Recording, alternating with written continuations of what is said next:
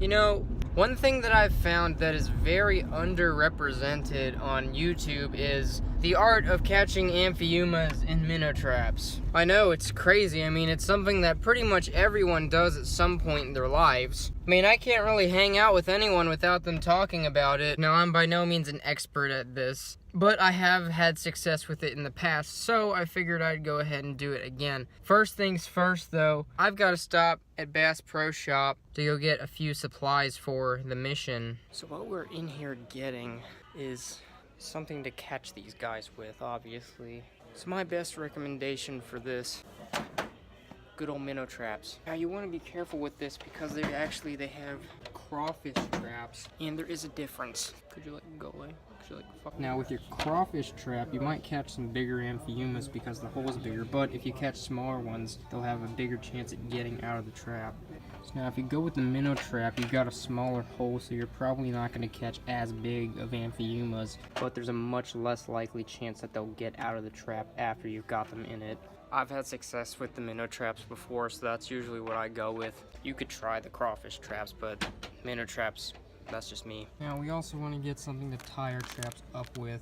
So I'd say best bet is to go with some thin paracord. Get the more brightly colored paracord. I've learned this in the past just so you can actually see your traps better. I've actually lost traps and they've taken me forever to find them because I didn't use a bright colored paracord. Now all we need is some bait. Just get the cheapest, most oily hot dogs you can possibly get for this. You don't need to worry about all that expensive crap. Okay, now comes the fun part of setting them up. Right here I've got about 8 minnow traps. Put as many as you can out. So first off, you want to find a swamp. Typically Amphiumas like a more, I guess you could say, vegetated area. Sometimes ditches along the side of the road can actually work depending on where you live. Do your own research for your area and try to figure out where the best places in your area are to find these. Behind me you can see there's like trees, and then there's a swamp underneath it. That's not bad. Sure, you could get an Amphiuma in it, but what you want more of is like this. You can see like this area is a little more shallow. It's got a lot more, you know, tufts of grasses and vegetation, like aquatic vegetation. It's not just a flat bottom of mud. Let's go ahead and set these babies up. First things first, get one of your minnow traps. Second step, get one of your hot dogs. Chop that thing in half.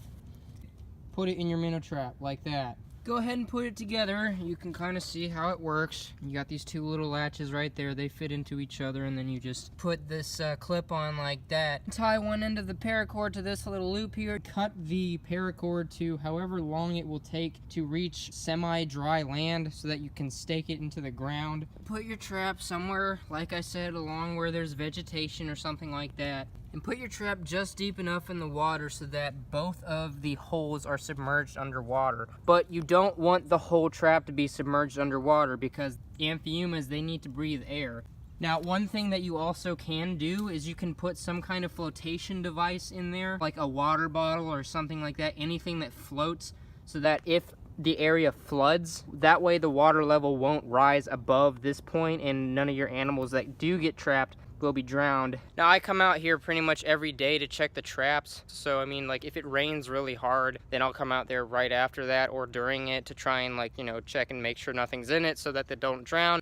Now when you're tying your trap up, you can tie it to a stake and then stake it into the ground if there's anywhere dry. If there's nowhere dry, you can just tie it to a tree or something like that, and this also helps you see it a lot easier. I can end up seeing this from like half a mile away because it's elevated. Try and put your traps somewhere that people won't see them because there is a high chance that if someone sees them, they might take them. Make sure that this trap is not going to come open. You know, wiggle them around a little bit, rotate them, push them in certain directions in all different kinds of ways. I can't tell you how many times I've had that happen where I will have accidentally bent part of the metal here, and then that will leave a gap for this little thing to squeeze through, and then it just bursts open and whatever was in it just gets out and you don't catch anything. All right, so now all the traps are set. Now I know they always say don't put all your eggs in one basket, but if an area is looking really good, it's not a bad idea to really concentrate your trapping at that one location. So now it's just a waiting game. Now I'm gonna go home, come back tomorrow, and just keep coming back day after day after day, and wait until either I've got to bring them back or I catch one. Okay, so a little time has gone by. Let's go ahead and check them and see if we caught any of our friends. All right, we got some crawfish. See, you're always gonna catch a bunch of crawfish. Now, crawfish are the main food source of Amphiumas. Usually what I do, I'll take most of them out, but then I'll leave one of the crawfish in there to serve as something to attract them with. I'm gonna let them go in just a minute, but I'm gonna check the rest of the traps right now. Let's see if we got anything here. Oh, okay. They're not Amphiumas, but you can actually see there's smallmouth salamanders right in there. See, there's one there, and there's two back over there. But once again, I'm gonna release them in just a minute. I'm feeling lucky. Let's see.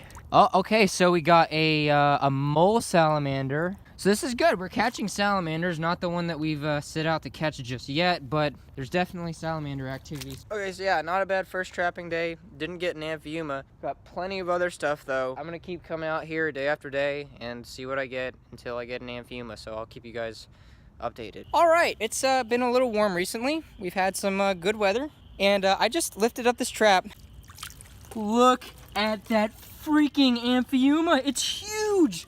Look at this thing. It's a behemoth. Oh my god. Three-Toed Amphiuma, and oh my god, it is I'm speechless.